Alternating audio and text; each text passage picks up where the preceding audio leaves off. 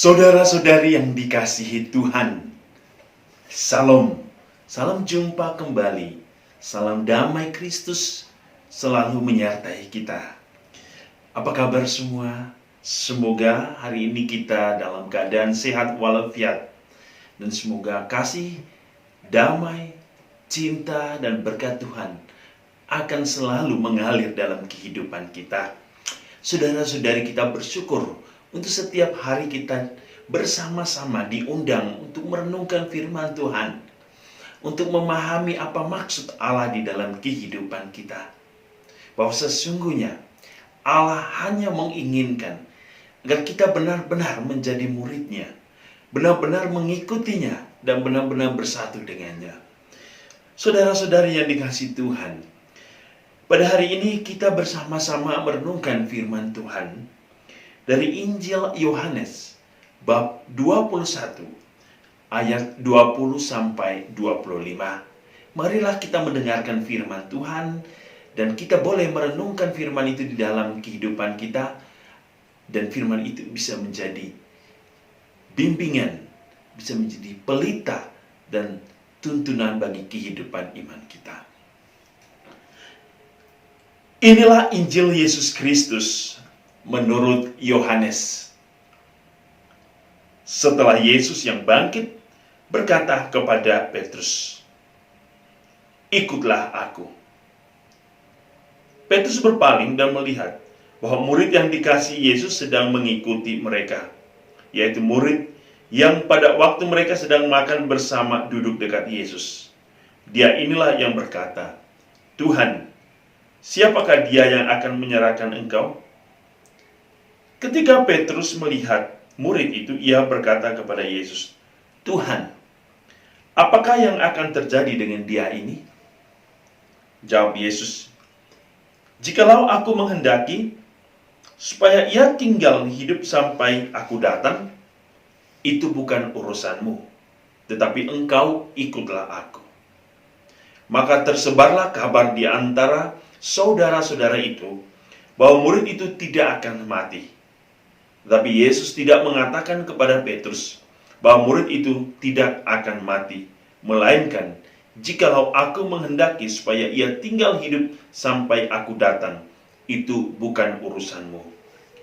Dialah murid yang memberi kesaksian tentang semuanya ini, dan yang telah menuliskannya, dan kita tahu bahwa kesaksiannya itu benar. Masih banyak hal-hal lain lagi yang diperbuat oleh Yesus. Tetapi jikalau semuanya itu harus dituliskan satu persatu, maka agaknya dunia ini tidak dapat memuat semua kitab yang harus ditulis itu. Demikianlah Injil Tuhan. Saudara-saudari santapan jiwaku, kita mendengar suatu kisah atau suatu percakapan yang menarik antara Yesus dan Petrus, berbicara tentang murid yang dikasihi. Dan tentu kita tahu bahwa murid yang dikasihi Yesus adalah Yohanes. Dan satu-satunya murid yang tidak mengalami penyaliban seperti Yesus hanyalah murid yang dikasihi Yesus itu, yaitu Yohanes. Saudara-saudari, panggilan dan perutusan adalah dua sisi kehidupan yang senantiasa saling berkaitan satu sama lain. Panggilan untuk mengikuti Kristus berarti panggilan untuk menghayati kehidupan Allah di dalam karya dan kehidupan Yesus itu sendiri. Ketika Yesus memanggil para murid, "Ikutlah aku," itu berarti Yesus menginginkan agar para murid pertama-tama berani untuk melepaskan segala keegoan, melepaskan segala sesuatu yang ada dalam diri mereka, dan membiarkan kehidupan baru yang dimasuki, yang akan ditinggalkan oleh Yesus. Mengikuti Yesus berarti siap untuk meneladani kehidupan Yesus, dan siap hidup sesuai dengan cara Yesus, sistem Yesus. Dan itulah ciri dari kemuridan. Menjadi murid Tuhan berarti hidup sesuai dengan cara atau teladan hidup Kristus sendiri. Dan yang berikut, percakapan antara Yesus dan murid hari ini sungguh menarik. Ketika Petrus bertanya kepada Yesus, "Tuhan, apakah yang terjadi dengan murid yang dikasih ini?" Yesus menjawab, "Jikalau aku menghendaki supaya ia tinggal hidup sampai aku datang, itu bukan urusanmu, tetapi engkau ikutlah aku." Ini satu percakapan yang menarik. Kenapa? Yesus mau mengatakan satu hal kepada Petrus.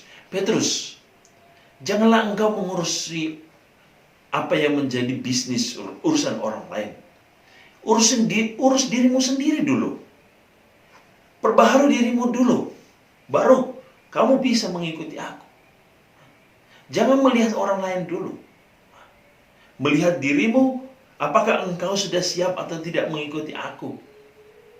Dan pandanglah kepada yang memanggilmu, yaitu Yesus. Saudara-saudari, dalam kehidupan kita juga kadang seperti ini.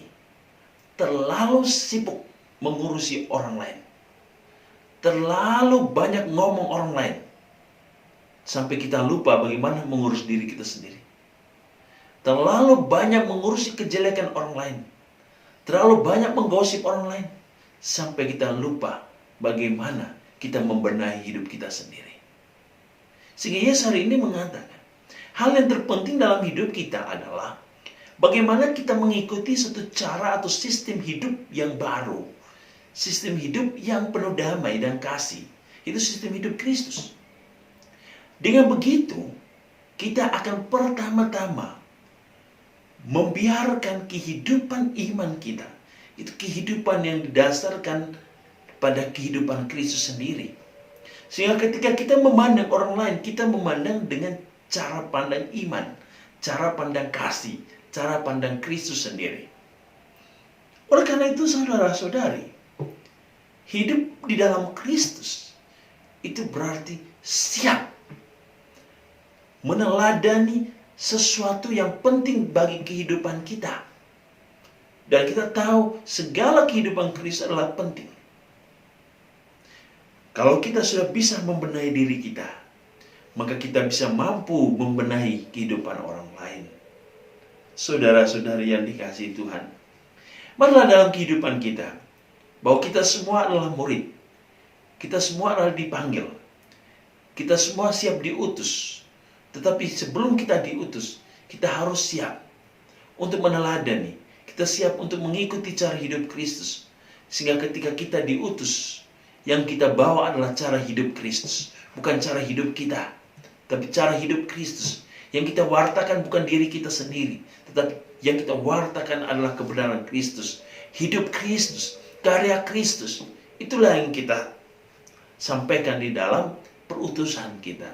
Sebab misi yang kita bawa adalah misi Kristus, bukan misi kita sendiri.